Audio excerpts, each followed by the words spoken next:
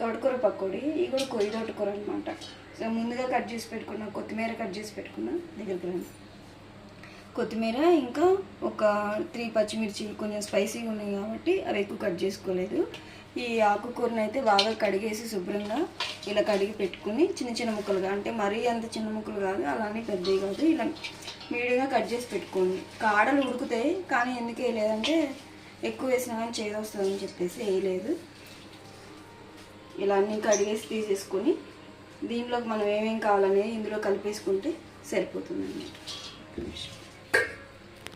కరివేపాకు కూడా వేసేసుకున్నా కొంచెం దీన్ని చిన్న ఇట్లా ముక్కలుగా చేసి వేసుకోండి సరిపోతుంది. కరివేపాకు, బియ్యం పిండి కూడా వేస్తున్నా. మనం ఎంత కావాలో అంతే వేసుకోవాలి, మరీ ఎక్కువ వేసుకున్నా కానీ గట్టిగా అవుతాయి బియ్యం పిండికి. నేను ఒక 2 స్పూన్స్ వరకు వేస్తున్నాను. శనగపిండి కూడా వేసేస్తున్నాను. ఇంకా మనం పకోడీ అంటేనే కావాల్సిన శనగపిండి కాబట్టి అది కూడా దీనిలో వేసేస్తాను.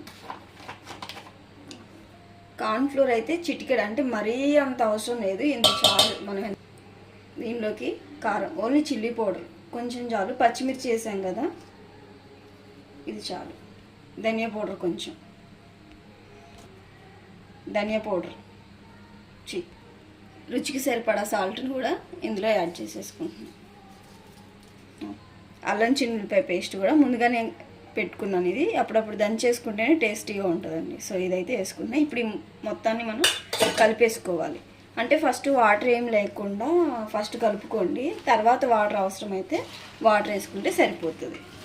ఫస్ట్ అయితే ఇవన్నీ కలిపేసుకోండి, తర్వాత ఉప్పు అవన్నీ చూసేసి మనం వేసుకున్నా సరిపోతుంది అన్నమాట. కొంచెంసేపు మ్యూజిక్ యాడ్ చేసుకోండి.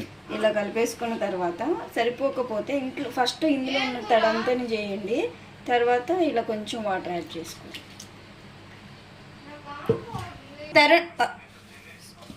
వేసుకోండి, యాడ్ చేసుకుంటే బాగుంటుంది టేస్ట్ అయితే.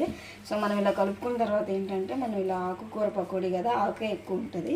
ఇలా వేసుకోవడానికి కూడా ఇలా వచ్చేలాగా చూసుకోండి. అంటే కొంచెం మరీ అంత స్ట్రాంగ్గా కాదు, అలానే మరీ అంత గట్టిగా కాకుండా ఇలా కొంచెం సాఫ్ట్గా కలుపుకుంటే సరిపోతుంది.